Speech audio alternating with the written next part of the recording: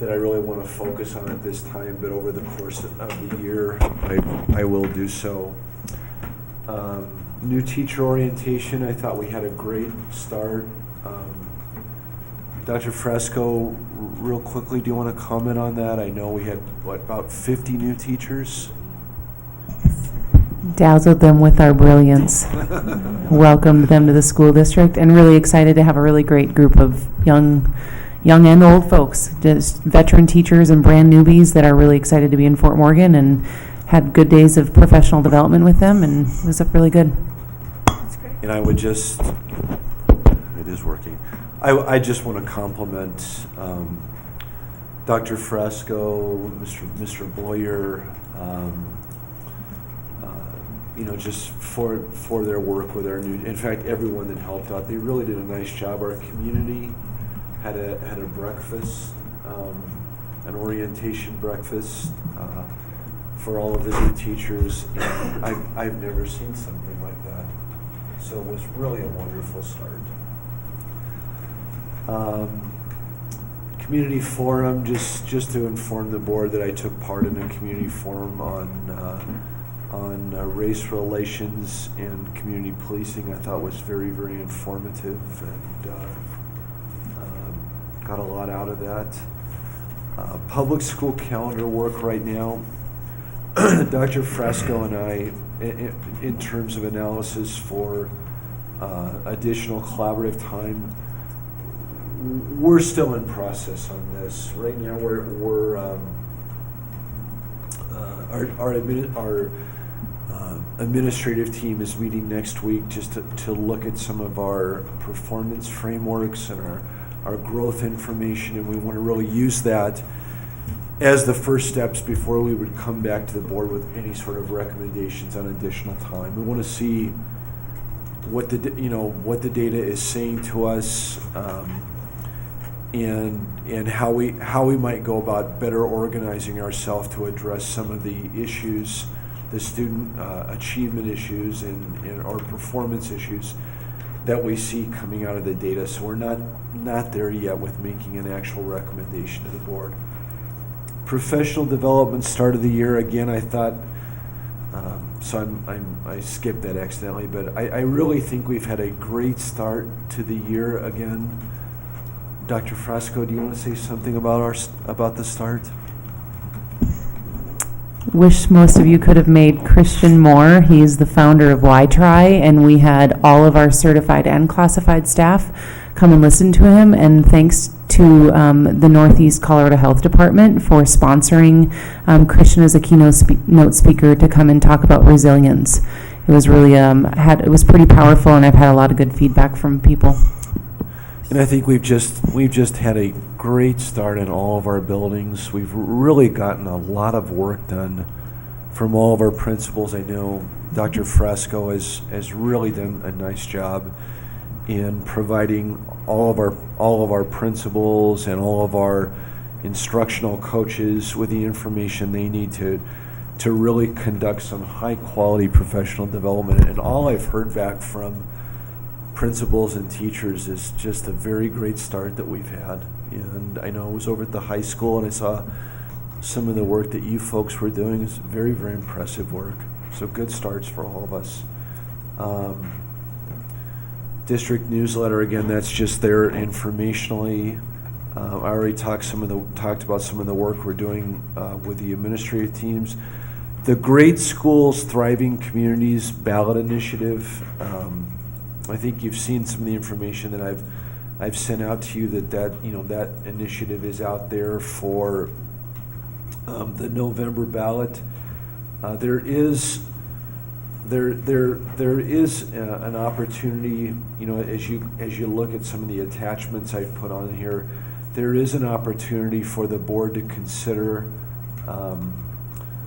potentially adopting a resolution on the Great Schools, Thriving Communities work. I hope that's something that the board would consider doing at our next Board of Education meeting.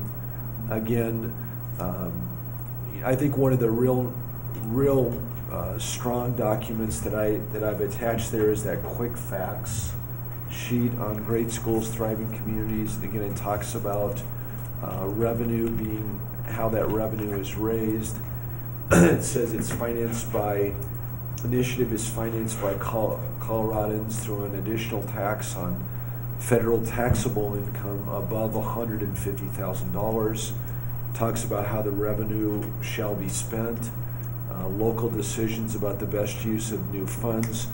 For the Morgan County School District, it's about $5.5 million new dollars every single year.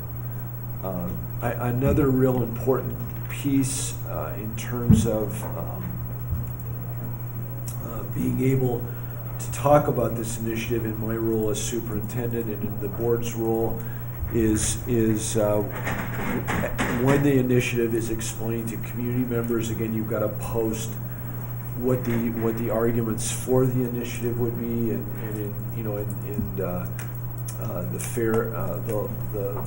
the fairness standards about voting on such an initiative. You've also got to post what the arguments against such an initiative would be. But again, the board has an opportunity, if they do so choose, to adopt a resolution. Again, I'd like the board to consider that at the September Board of Education meeting. And then there is information as well about buildings and grounds work that Mike and I, and Mike must have stepped out for just a second. We had some conversations with the city of Fort Morgan, and I've attached some of that information for you in those aerial photos. We had some problems with a lot of water, coming into our Fort Morgan High School area. And we met with Steve Glanmeyer at the city of Fort Morgan to talk about some potentials for, on that first photo, if you look at the Fort Morgan High School site, there's if you can see the football field area, the practice field area, there is if you go over to the right in front of that, what do they call that? The irrigation ditch. Right in front of that irrigation ditch, there's a the grass. There's a grassy area there, but it goes all the way up to almost all the way up to the irrigation ditch, and then there's kind of a dirt area, and there's a few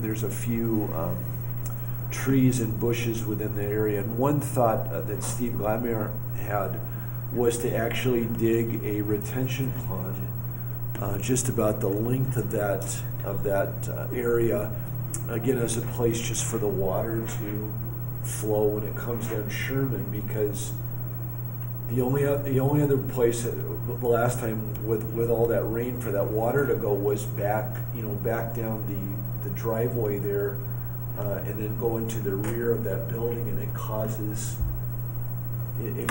us to lose foundational support at the high school. So one idea there is to gain an additional retention area right off that football field. A second area that we looked at is if you go down to where the transportation facility is. Again, is that Riverview? Is that the street? Riverview. So if you go across, there's a couple of buildings there at the transportation area, and then there's almost like a natural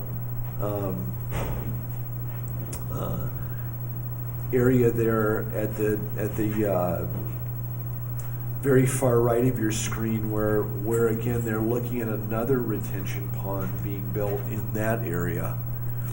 And then the third discussion we had was over at the Green Acres Elementary School. There is a alleyway, and then there's a fence area that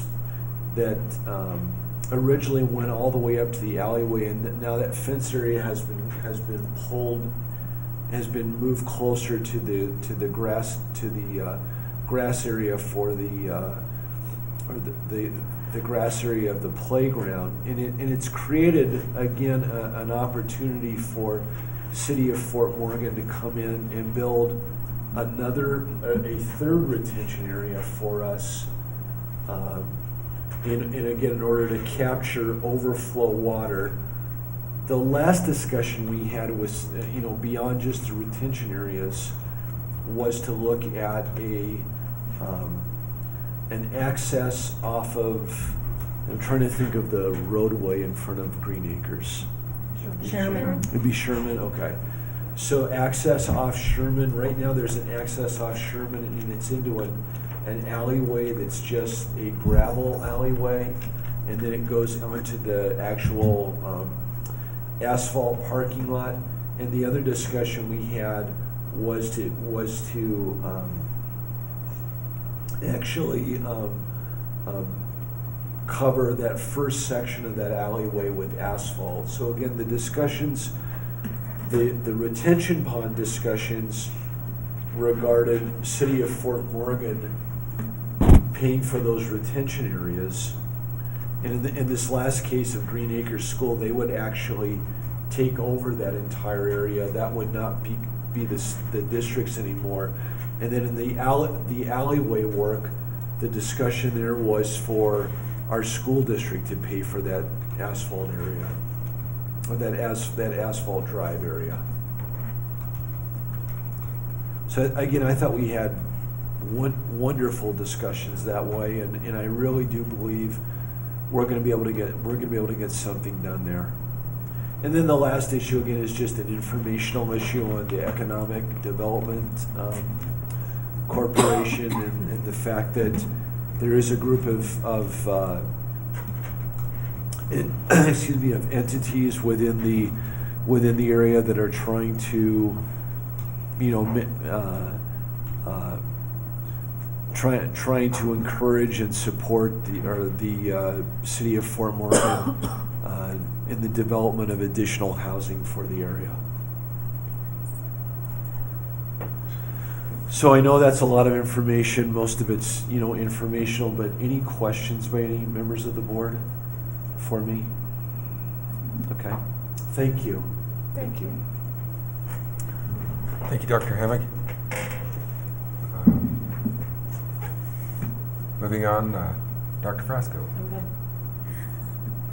Well, I will tell you one little bit of information. As you saw in the newspaper, that we have received achievement. We have received finally our growth scores. This is always the time of the year I'll remind the board that we still don't have our school performance frameworks, which is really what we rely on, is putting all of those pieces of information into one really usable format. And so they are scheduled to be released preliminarily on the 22nd.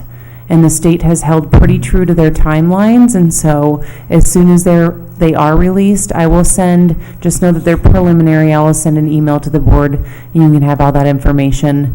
Dr. Hammack and I discussed today, once we have all that information at our September board meeting, we'll be ready to have more of a lengthy conversation about our scores. Okay, any questions for Dr. Frasco?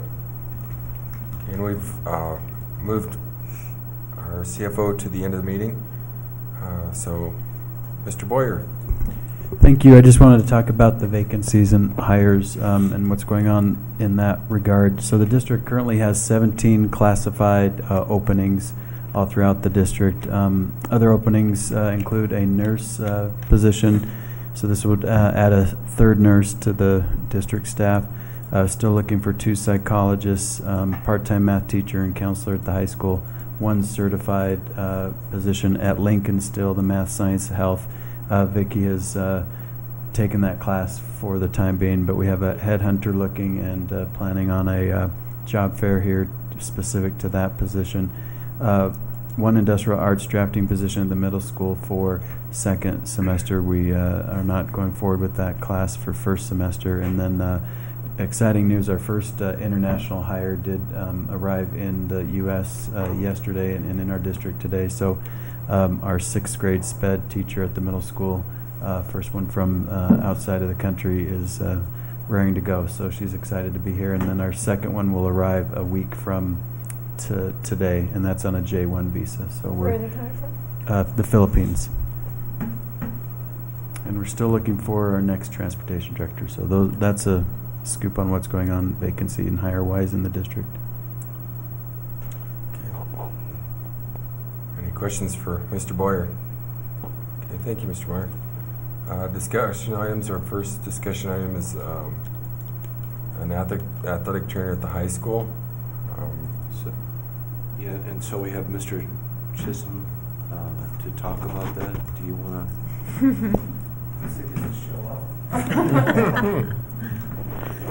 If you show up, you have to talk. So we've been searching for it ever since Eli was able to leave, and Connie was really good about helping me out with some leads, and they just didn't really pan out. And some of the proposals that we came up for was, we wanted to talk about the importance of it. Thinking back, whenever I first started here, we didn't have one, and we were the ones that would say, "Are you, can you follow my finger? Do you remember what you had for lunch? Oh, you don't think you have a concussion." That's scary. And the more we get with this is kind of where we're at. I sent over a proposal. I don't know if everybody has got one or not. Okay, so They haven't. some of the, we looked through some of the statistics from the National Athletic Trainers Association. It was kind of eye-opening to see how many of those were out there. About 90% of the have had some sport. The one that really was 53% of the coaches expressed they felt pressure from a parent or a player to put the student athlete back into a game after he or she had been injured. Having that trainer is a security, for a lot of things. It brings you a lot of comfort to know that you have somebody there that is trained. It takes off the pressure and liability off the coach. As a parent, you would feel better to know that, somebody that is trained in this is going to be out there. That's kind of where we're at. So I really didn't know I was going to talk, so I really didn't bring a whole lot, but that's where I'm at. No, you go ahead. So previously you partnered with Brush, and it was an employee of the hospital that we just, how did that work? He was completely employed by the hospital. Yeah. So we didn't pay for it at all. So now No. you're proposing that we hire our own athletic trainer because that's not available anymore. Correct. Okay. So they would be just an employee, or like what would they? Because They they're would obviously be- not going to be full time. Are they? Aren't they need to be full time? They would be full-time if we were able to do that. We have a couple more leads that, we're working at, that they would come and work X number, 40 hours, they would come before practice for treatments, be there for the home games, be there for football games, and be able to provide that. So, because I had hired the athletic trainer and provided the hospital provided that service to the school district for the last several years, I do have some background knowledge on that. We had shared, because we weren't billing the school districts, and it was a new program to us, we had one athletic trainer that we shared between the two school districts, which raised a number of challenges, in truth. He tried to be where he was most needed when there was home games, that sort of thing. There were times when we didn't have him at one district when we needed. He split his time between practices. One of the things that we really did discover over time was that it would have been the best practice to have him to have one at each school. I did a lot of research. I spoke with Orthopedic Center of the Rockies, their athletic training programs. I've spoken with some others to find out what really is the best way to approach it. And you really pretty much need somebody who's dedicated. I don't know exactly the format you're looking at, but one of the things they talked about was having them be at all. Like, football is the highest risk sport, I guess I should say. We have the most interest because it's the highest contact sport. They had recommended that you have somebody who has attended the practices, all the varsity games, home and away.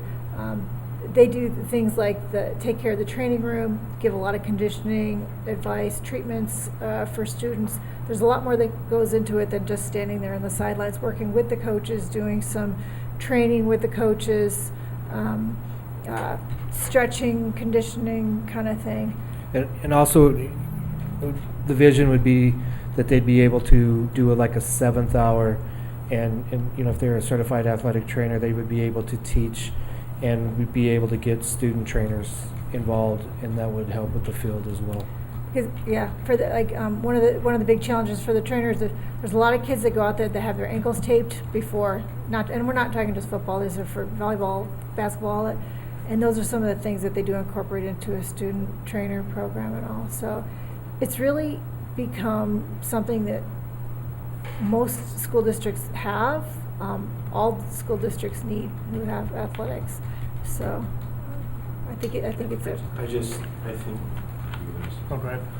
I think with the sophistication, of athletics in the year 2018, with the fact that a number of your kids are participating in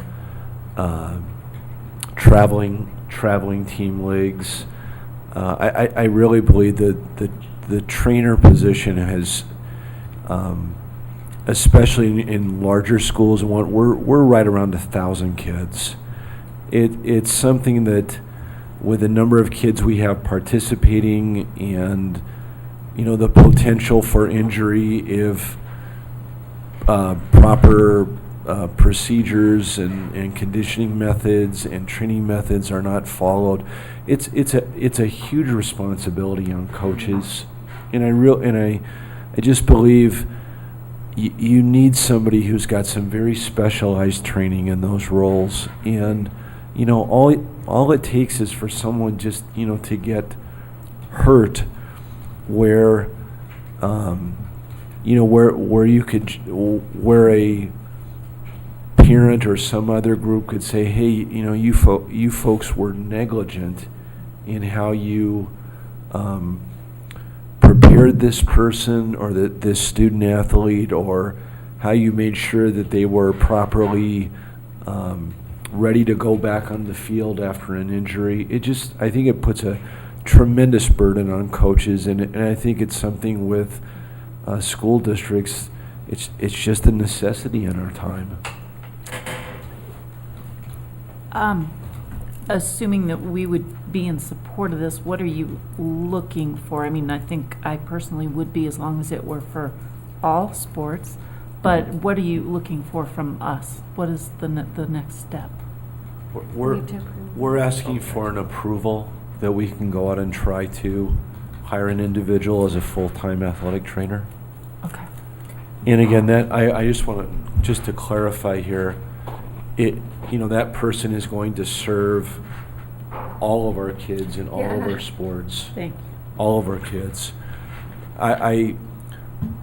Again, the athletic training programs that I've been associated with, since I was a high school principal, is they were typically at all of your football games, both home and away, because you've got just a high potential for injury. But they're also servicing to their best of their ability all your volleyball kids, all your your running kids, and I think we really need to think about how we would use their time most effectively across all of our activities. And I didn't mean to indicate by only naming football. That was just the one. Yeah. That, Of course not. well, no. But it is, again, my vision would be, again, that it covers all sports. Well, I know that I've helped at the cross-country meet. There's only one at Fort Morgan. And there have been parents that have come up and said, where's your trainer? Because we've got a problem. And it's like, go over there. So I think it would be nice to have have a trainer for that kind of thing as well. And one other thing I'll say too, Harrison, I think once you start looking at the number of hours those people are putting in after the regular school day, Oh, yeah. it's very quickly going to become a full-time job, very quickly, because those events go on forever. I mean, that's just what. Well, it is, it's a lot of sports are. evenings, it's huge evenings and after weekends. school time. Oh, yeah, evenings and weekends. I just have one quick question. Do you think the salary range that you have would be adequate to attract someone? That's gonna be, it's on the low end. I mean, it is. It's probably 11,000 below what an average would be. But I was thinking more of what our base is for, a teacher. That's kind of where I was at.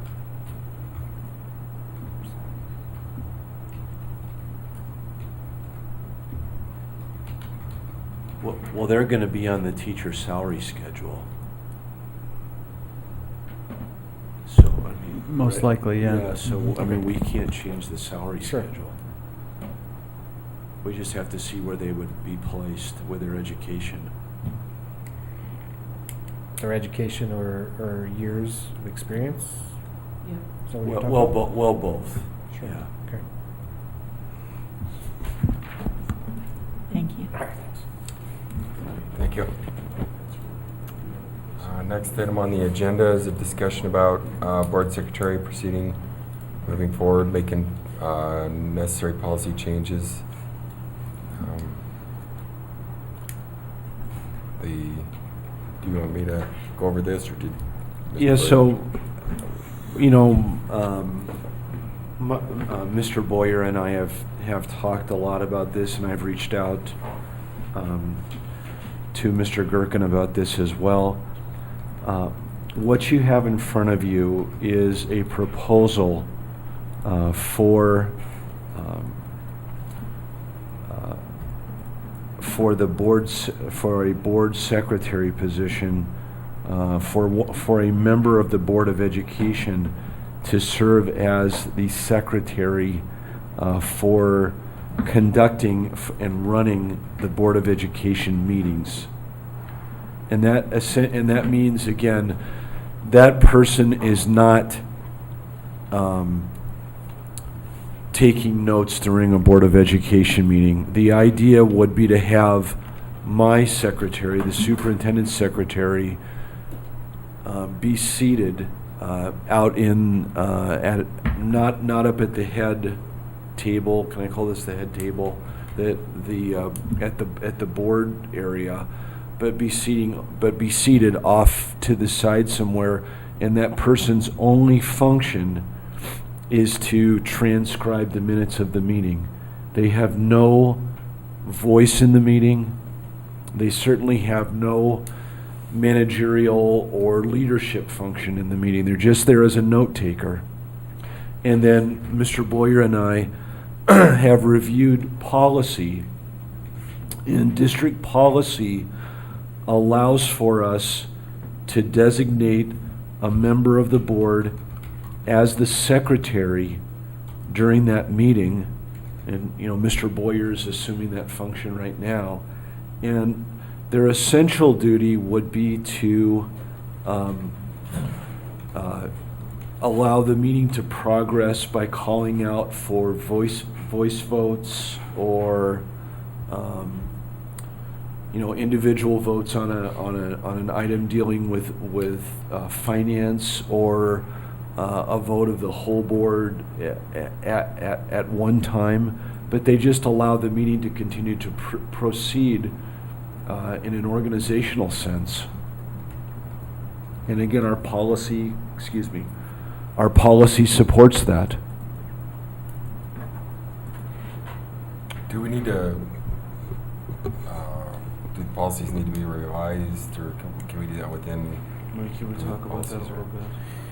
Yeah, the three policies that were outlined in the agenda, the board organizational meeting as being one of those, the board officers being the second, and then appointed board officials.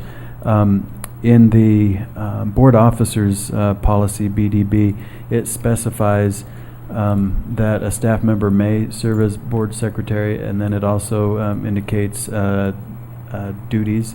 And so to answer your question, Derek, that particular policy would need to be revised to reflect just those few duties that Dr. Hammock has already mentioned.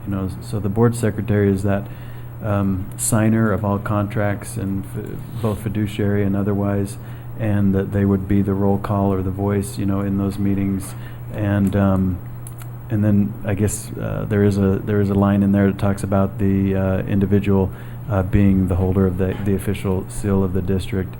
So those would be the main roles of the board secretary if you chose to appoint one of the board members to that role. And then we would take those other duties, again, as mentioned by Dr. Hammock, the note-taking, getting the agenda ready, and those would be put onto another job description in the district office. And then there is the board organizational meeting where it talks about appointing, the individual, so you'd want to eventually follow that and appoint that person.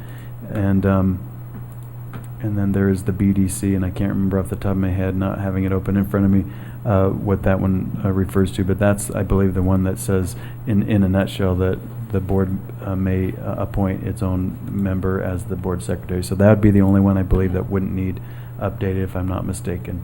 So to answer your question, there would be some tweaks to the policy. So can we proceed with action item A until those have proceeded through readings, or what's the logistics of that? Yeah, we were to have looked a little bit further into, what does our policy say about how many readings does it take? And I don't know that we know the answer to that today. However, I think it would be, if you chose to go that route, okay to make that appointment, and then for us to work on policy and have those in the motion next board meeting, Okay. and for however many readings they need to go to until it's official. Well, and I would also say, Mr. Boyer, like if you look at the first policy under board officers, it talks about a secretary. The secretary ensures that a record is kept of all business, causes written notice to be given to each board member of all special meetings, is the custodian of the seal of the district. And so they're signing off on particular documents. But it does not say anything about the secretary having to, take the minutes of the meetings. It doesn't say that. Also,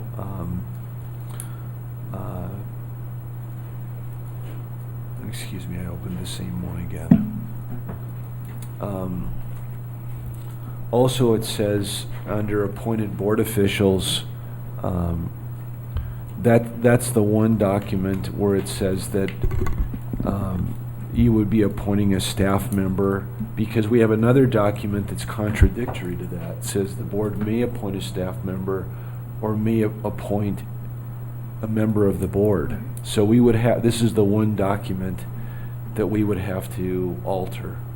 Well, I think we have to alter the other one too. I That thought the other one said the other one says the board shall then appoint a secretary who may or may not be a member of the board. Yeah, no, that one's okay. Well, what is... Well, we have to alter the secretary's job because the board member that's going to be the secretary is not going to cause written notice to be given to each board member of all special meetings, is it?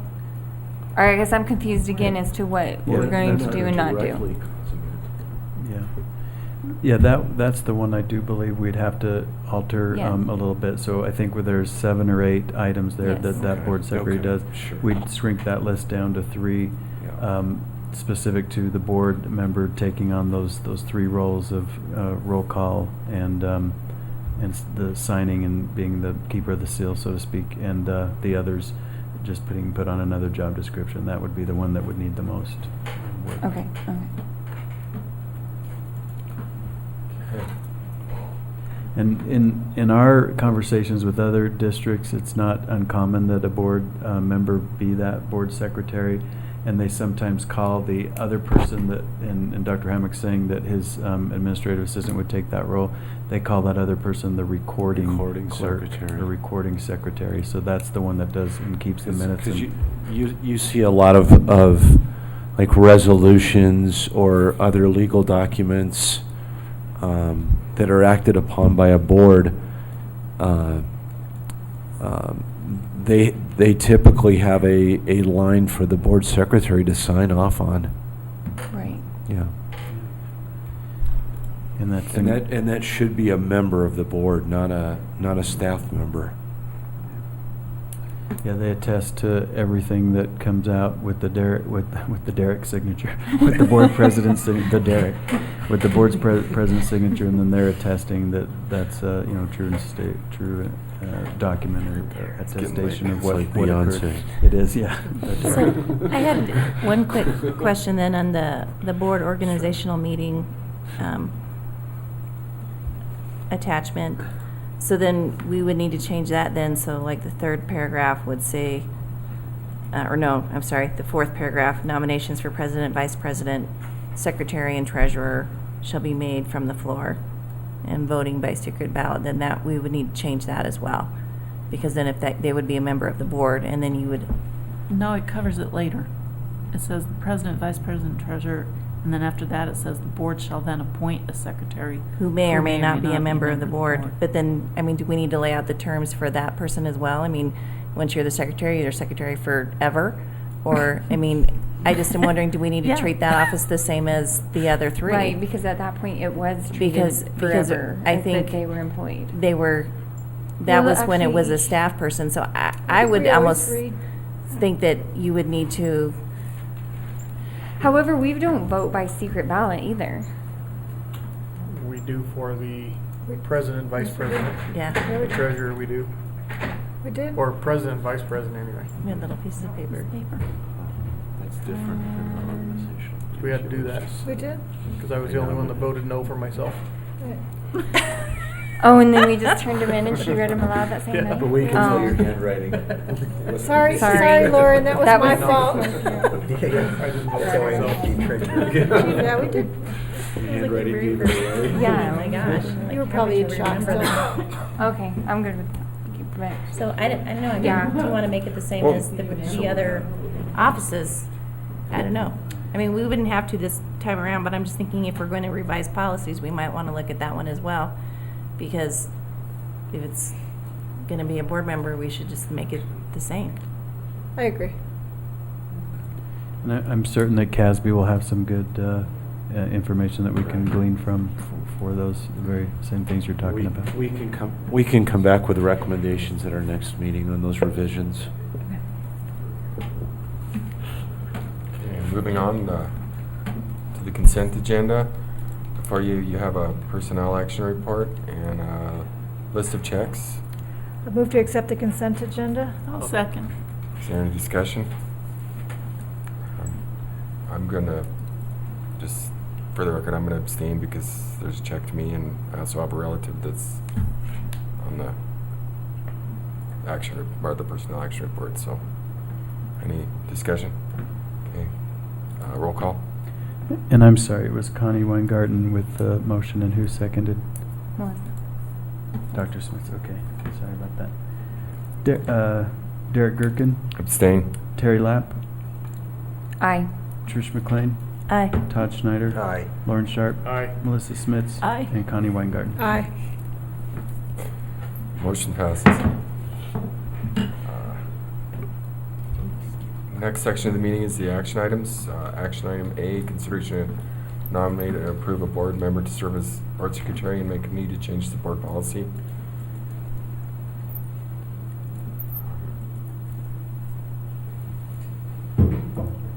I would like to make a motion to nominate Terry Lapp as board secretary. And can I also what is it called when we put off doing the district policy changes? Table, the district policy changes. I would second that. Can we Okay. do that? Is there any discussion? Okay. Quick. Roll call? Derek Gerken, Aye. Terry Lapp, Aye. Trish McLean, Aye. Todd Schneider, Aye. Lauren Sharp, Aye. Melissa Smits, Aye. and Connie Weingarten. Aye. Motion passes. Thank you, Terry. Next action item is consideration to approve an athletic trainer position for the Fort Murray High School 2018-2019 school year. I move we approve. I second. Ooh, we got a lot. Okay, we have a motion and a second. Is there any discussion? Okay, thank you, Mr. Chisholm, for Thank you. coming out and all your information. Any more discussion? Okay, roll call? Derek Gerken, Aye. Terry Lapp, Aye. Trish McLean, Aye. Todd Schneider, Lauren Sharp, Aye. Melissa Smits, Aye. and Connie Weingarten. Aye. Motion passes. Our last action item is consideration to approve curriculum purchase for agricultural sciences. I move to approve. I'll second. Do we have any discussion? Yeah. Mr. Ditter did come and sit I here, did. so any questions for Mr. Ditter? He has to speak since he's out here. I will actually say that this has probably been one of the most like the easiest curriculum adoption because Mr. Ditter and Ms. Farnick actually they knew that it was coming up for adoption, so this is really early on in our 18-19 approval for curriculum. Also, one of the cheaper curriculums. If you didn't notice, I'm sure you noticed, the 6-year for $4,000 is a pretty great deal, and we looked into a couple different options, and Mr. Ditter, do you want to say anything about your purchase? First of all, thank you for considering this on behalf of the Ag Department. I want to personally thank each and every one of you for considering this purchase for the program. The textbooks that we have now are a little over 10 years old, and when we looked at the adoption process and looked through it, we knew we needed some new textbooks. But in looking at that, then we have welding, and then we have ag business, and we have animal science. And so within the whole program, we would have been looking at like 7 to 8 different sets of textbooks. And we started this statewide with Colorado, so it's called ICEV. It's a online curriculum based, and it meets all of Colorado standards, and also CTE standards. So it's post-secondary workforce ready standards as well. And the state has adopted it. The ag departments all across the state has adopted it as well. The nice thing about it, I mean, some things don't change. I mean, you know, Blue Grom is always going to be Blue Grom, but the things that do change that would be in textbooks and written in the textbooks that we could take out would be like what happened last week with Downing. So one of the Downings were taken off of the increasers and put on the invaders list. And I don't know if that was because of the weather or what. So they switched them around. And so it's those kind of things. Same thing with the animal science. I mean, some of those things are going to change. Techniques may change, but the terminology will probably be there forever. And this curriculum gives us the option to take out what we want and to put in what we want, so we can tweak it. So we download the unit, and then from there we can get the student resources. We choose what the student can see and what they can't see.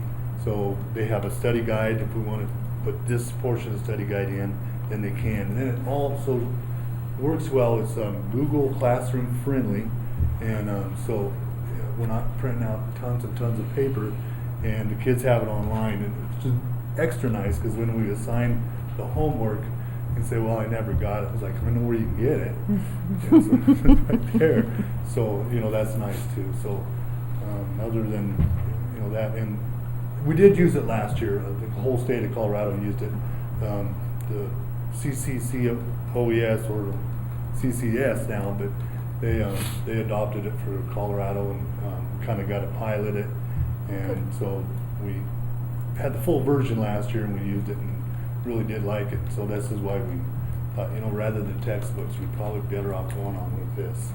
And so $600 a year, and that's the whole program, not just one set of textbooks. Okay. Any Sounds great. questions? Where'd you thanks get your again for tie? time. Really appreciate it. Pardon me? Where'd you get your tie? One of the kids gave it to me. It's very nice. Well, thank you, thank you. Okay, anything else? Okay, thanks again, I really do appreciate your time. Thank And you your for work you do staying. for education, too, thank you. Thank you for staying so late. Yes, thank you, Yes. Mr. Gitter. Sorry to make you and Mr. Chisholm wait so long. Sorry to make you and Mr. Chisholm wait so long before you got to tell us about what's going on.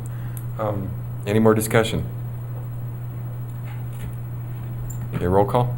Derek Gerken, Aye. Terry Lapp, Aye. Trish McLean, Aye. Todd Schneider, Aye. Lauren Sharp, Aye. Melissa Smits, Aye. and Connie Weingarten. Aye. Okay, motion passes. And now we will go back to our altered agenda, and as we passed earlier with Mr. Lee at the very end, are you ready for first, Mr. Lee? Oh, I closed my thing. Is my 30-second clock starting? Yeah, right now. Get back in, so I have to do my. I totally forgot. Okay, I've got a couple things I want to share with the board. Administratively, I'm signing the amendment to commercial account signature card at Wells Fargo to delete Karen Temple as an authorized signer for the district. And I'm also completing an amendment to commercial account signature card, adding Derek Gerken as president, Todd Schneider as treasurer to our account holdings. And I'm also signing another document that is deleting Karen, Connie, and Dave as having any ability to act on behalf of the institution, the district, for financial institution transactions. And then I'm doing a similar document, but that will add Derek and Todd, who will be able to conduct business on behalf of the district. This is all through Wells Fargo. Questions on that, or? Okay, I will go ahead and get those signed, and I do have two papers I need Derek and Todd to sign before you leave tonight, if we could, while you're here. Of course. Next thing I have is finish up the June year-end financials. These are cash basis financials. We're still closing out the year, doing all of our accrual entries. But the financials for the general fund, and do you see those on your packet? I uploaded that myself, by the way. That's pretty good. I was curious to see whether it actually showed up on the deal, but page 1, general fund, third column from the left, fourth number from the bottom of the page, surplus $489,960. That's our cash basis surplus for the year ended June of 2018 for the 17-18 year. My projection, the budget was a little over 500, but that was based on full accrual. So my anticipation is when I close out for the audit report that we'll be at the 500 range, if I guessed right. So came in as just as I kind of expected with a surplus. If you look at the middle section of salary and benefits, far right-hand column, year to date, we're at salary of 97.02. There's that little fraction percentage shortfall of the 100%. That's our savings. Benefits, 98.43%. Once again, just below our 100% budget. And that's our ongoing full employment analysis. And that's really kind of the major dollars being attributed to our surplus from a budget deficit adopted in final back in January of 18. Everything else pretty straightforward. Don't see any real big issues for that. Any questions on financials? So we'll be moving on to close out the year and start the audit process and keep moving for that direction. Want to move on to Sherman Head Start construction project. If you'll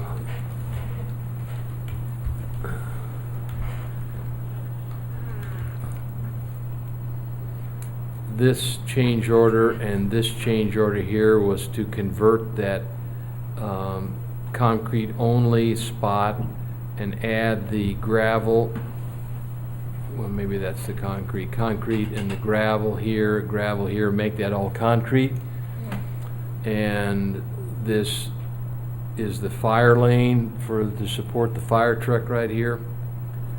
The dilemma is that when we designed that was spec'd at 6 inches of concrete, and the city said you had to have 8 inches to support the fire truck.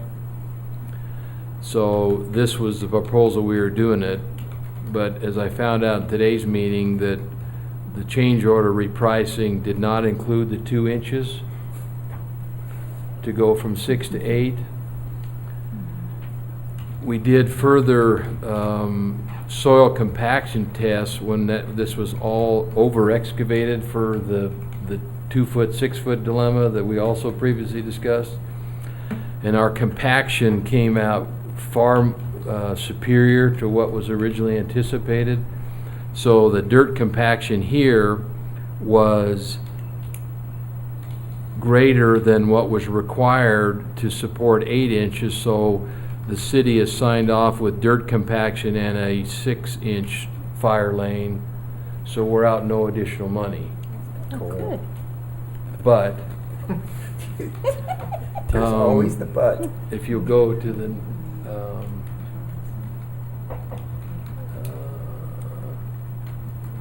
yeah, that'll be fine.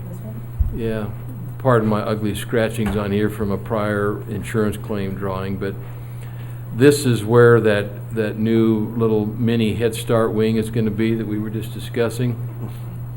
That top change order we're looking at was to convert all of this to concrete instead of asphalt. This is a piece of concrete that covers a utility easement with all of our utilities for the building there. And the issue was we were not going to take that out of there. We didn't want to disturb that. Or we were going to, theoretically, we were going to take it out originally, but we did soil compaction tests of the dirt underneath this, and since it was, utilities were put in there, they were excavated, they were compacted, and then this concrete was put over the top of that. This soil tested out very positive, so there was no, well, I guess there's no such thing as a guarantee, but it was determined there was not going to be any compaction of this ground right here, so this could stay. But then the discussion was, well, we're going to come over here, we only have to go 6 inches on the concrete instead of 8 inches, so we're going to have a credit back of the 2 inches. So how about if we take this out, so then this will be all brand new concrete in this whole parking lot, and we'll swap the 2 inches we're going to save here, and we're going to spend that on this here for new concrete? The only dilemma is the change order price that came to us didn't include the 8 inches, it only included the 6 inches, so we didn't have 2 inches to save to pay for this. So anyone want to guess what that 13-foot strip of concrete would cost? $26,000. Going once, going twice? Good guess. Luckily, it was only 8. I'm thinking it should be like 3,000, but when you price out the cost of concrete, I was on site this morning watching them pour this, and you figure there was a certain amount of labor for that, but that went over that concrete pour in probably less than 5 minutes. So change orders are always expensive. So we have only 6 inches here, full concrete, meet city requirements. We're going to have 100% solid concrete, no further compaction of this utility easement here. And then we'll have brand new 100% concrete here. This is some years old. It wasn't great, but it was, in a perfect world, we probably wouldn't have wanted to tear that out. But we're going to have all new concrete in this whole area that swerves clear over to here. The other thing that has come up is this pan right here. This is all in very deteriorated shape, and drainage issue was going to be a problem here. So we've elected to take this piece out here and replace that drain pan as you come into Sherman. So that's gonna be $22,000 to do that. Right here, there is, this is the corner of the building, and there's a drain where the roof drains right here. And this is the back side of the kitchen. And there's a cut in this sidewalk right here, and the drain goes underneath that sidewalk, and there's a little metal grate over the top of that drain pipe.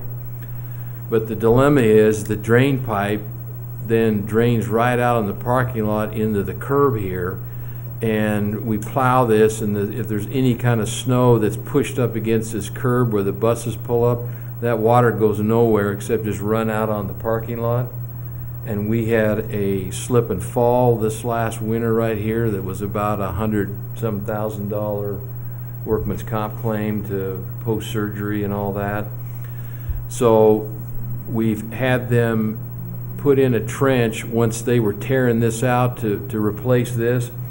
We've hooked a drain pipe on the bottom of this drain right here, and it comes over here, and we tied it into the city storm water here. It's going into the storm water anyway, but now that pipe is all going to be underground, so we won't be draining the roof onto the parking lot in the winter, right where we expect our employees to walk. And it was right in the curb line of the buses where they came in here. So that's all been put in, that's all covered up, tied into this storm drain down here in the corner. And barring anything else, we're going to have this all paved.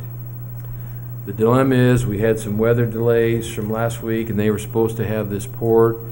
They're going to finish that pour probably not till Wednesday. So we're not going to have effectively the drying time of the concrete to give us a compression test on the concrete samples. So kindergarten starts on Thursday, and the buses would all drive in here. Well, they can't drive in there because the parking lot is going to be 1 day old. I mean, it'll be in phases, but effectively the buses are going to be too heavy to support on that new green concrete. They are going to let us, since this was first, that was done today, they are going to let us have access to this parking lot over here for the Head Start staff. But they're going to mark this off so you can't get in here, but the buses aren't going to be able to get in here.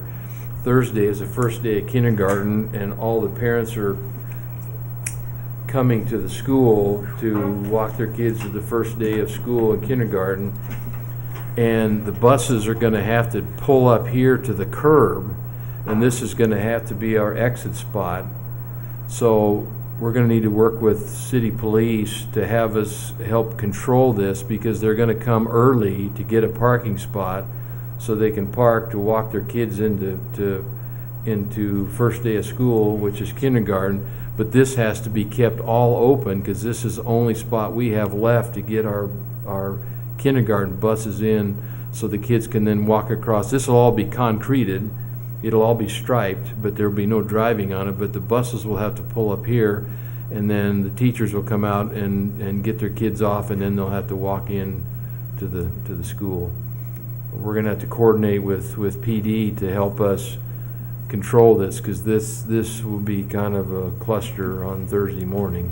This, as we know, is problematic with everybody coming first day of school, and then now this is going to be closed off and buses are going to have to be here. So we're hoping we can work something out with the city to help us.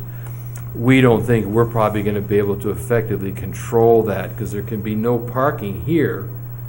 Otherwise, our buses aren't going to, and then kids are going to be having to be somehow getting off the bus. We're just going to have to make sure that this has no cars right here. Is that doable? Call me tomorrow. It's going to be a little more complicated than that, but yeah, I'm sure we can figure it out. And we're hoping, and unfortunately that's going to be Thursday and Friday. And then we're going to pull a crush test out of this sample on Friday, on Saturday, and Sunday. And if we pass they do the core samples of the concrete, and then they crush those, and they measure the crush capacity of those samples, and we've requested they do additional samples to accomplish this.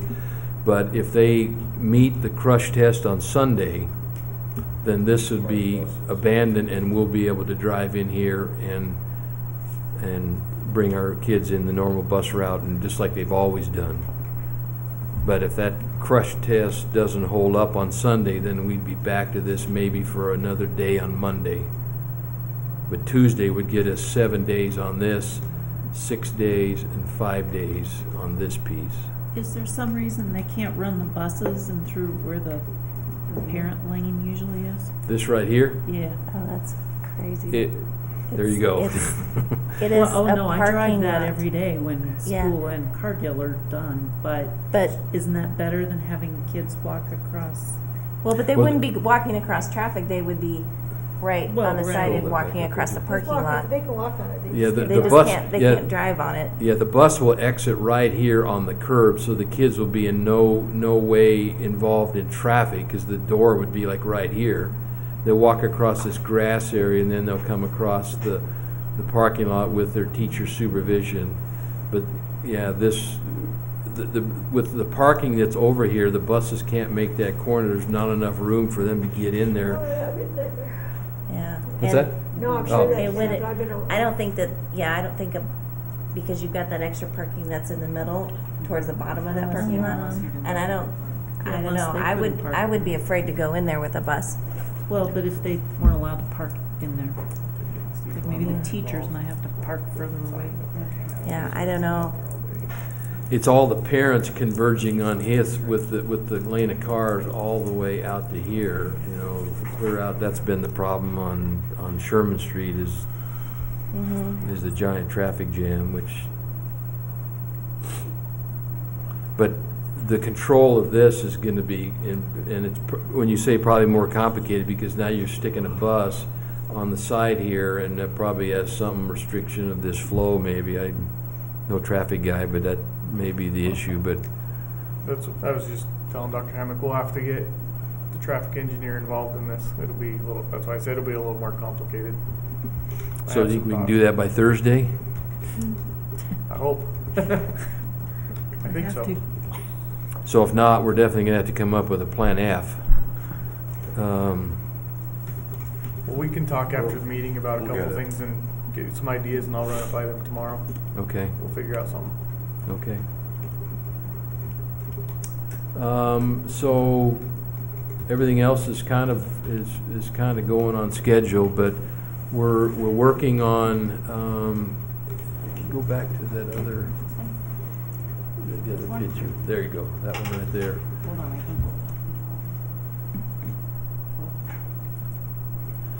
We're working on some issues, right?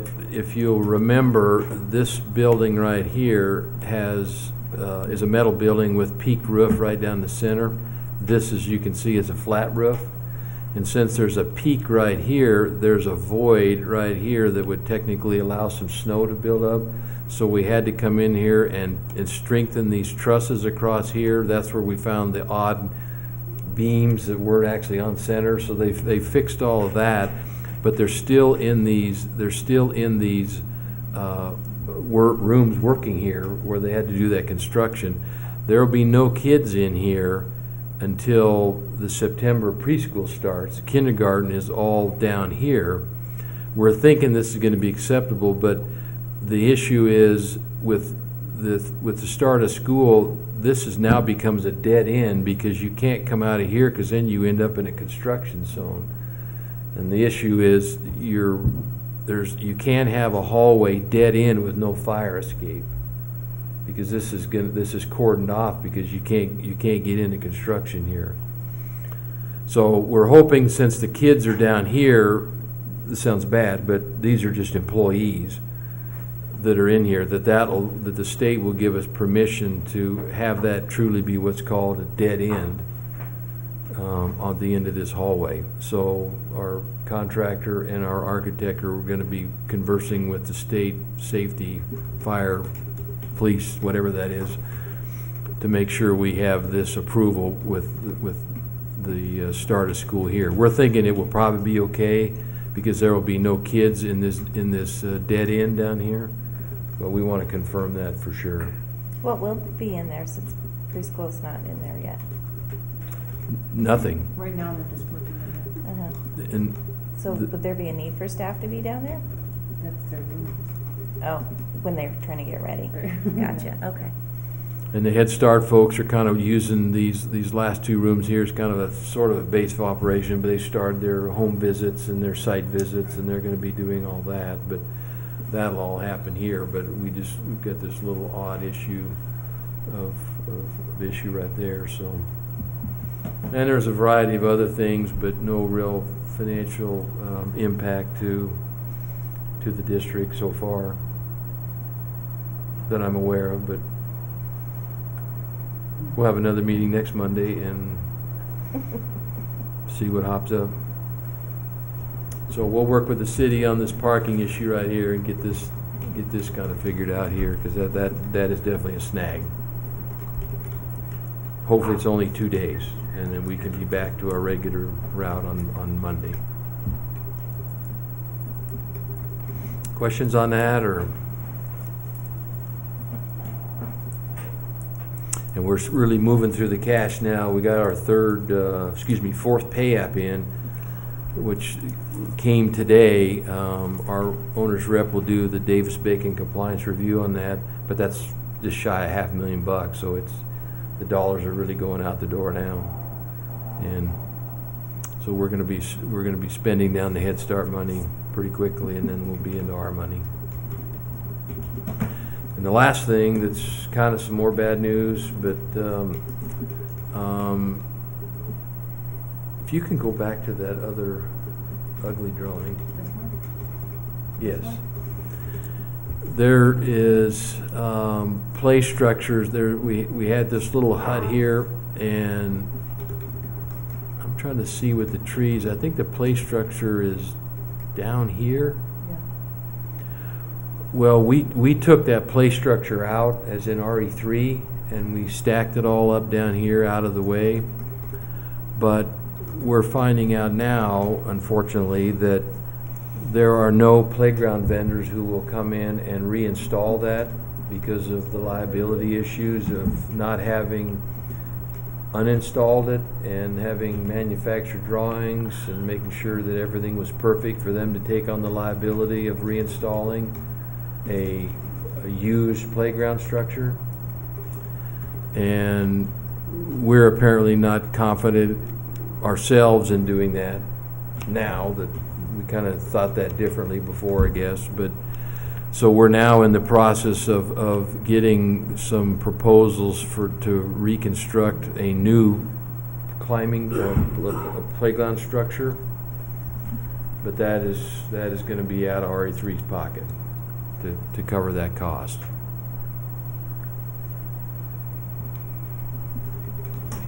Do we know ballpark what it costs? Let's fundraise. They're pretty Send those expensive. kids out. What's Those that? pies. Well, a number, something like 40 grand has just kind of been hopped out. But Yeah, What they're is this? pricey. What is it? So do they have any playground structures? actually, no. No. We have a lot So of what's little. kindergarten? We have a lot of little. Yeah, kindergarten has something. It's down here, isn't Yeah, it? and they Is it also, like a Oh. swing and set? they also have to be compliant with Head Start rules.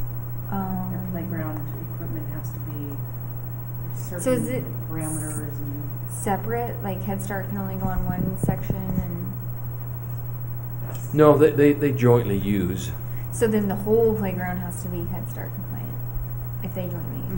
There's just something. I thought I interesting remembered about- when we talked about this way back when, that we were going to have to pay for new playground structure anyway, because I thought we weren't allowed to.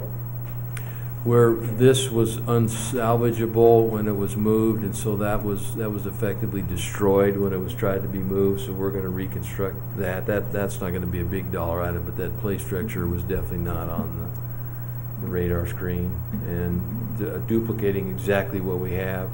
Part of the dilemma too is that's not something you just call up 1-800-playgrounds and says ship me three slides, 2 climbing things, and a teeter-totter deal. That could be some months. So that's problematic. We're going to reinstall some of these little onesie things little Head Start things, we're gonna reinstall those. But the playground, the actual structure, we might have to be buying one of those. So we have a used one for sale, so if you want to expand one of that in your backyard, we'll be taking bids, but the insurance issue on installing playgrounds, like everything, is to manufacture specifications, detailed, engineered, and everything, and just to go put some more concrete in there is kind of an issue, I guess. And can you, was that just a joke, or can you really sell that? That probably raises another liability Yeah, that's issue. what I was If we thinking. sold a used playground Then that equipment kid to gets someone hurt. else, and then Yeah. some have, well, you sold us, Sell it with a waiver. there you go. Those don't stand up. So I'll keep you apprised of that when we see what those proposals come out, and the timeline. And of course, the oval thing is all off limits because of the construction right now. So the kids are gonna have to enjoy, field play, field sports, Okay, they're kids. which is out of Head Start compliance because you have to have certain things, but we're kind of dealing with that as we speak, as to, we don't have a Head Start qualified play area, but that's out of our control, so we're hoping that they're gonna be understanding. Maybe they'll buy a new playground. So other than that, piece of cake. All right. Well, thank you, Mike. Any more questions for Mike? Okay, moving on. Advanced planning, next regular meeting is September 17th at 7 p.m. And then upcoming meetings, October 1st and October 15th at 7. And that brings us to our next executive session. Executive session B, personnel matters. I move that we go to executive session B on personnel matters in conjunction with CRS 24-6-402, subsection 4F, and invite Dr. Hammock to attend this session as well. Okay. Is there a second? I'll second. Okay, any discussion? Roll call? Derek Gerken, Aye. Terry Lapp, Aye. Trish McLean, Aye. Todd Schneider, Aye. Lauren Sharp, Aye. Melissa Smits, Aye. and Connie Weingarten. Aye. Okay, motion passes.